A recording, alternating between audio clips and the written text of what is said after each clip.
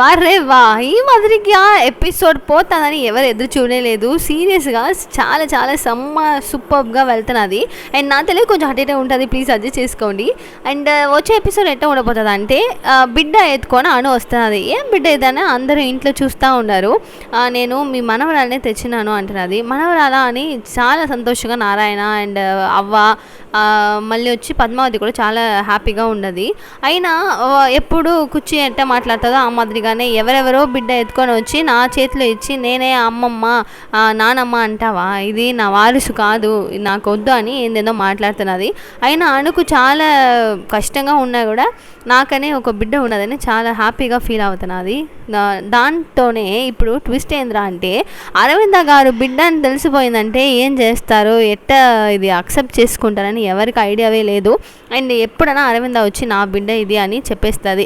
అప్పుడు అణు పరిస్థితి ఎట్ట అని తెలియలేదు.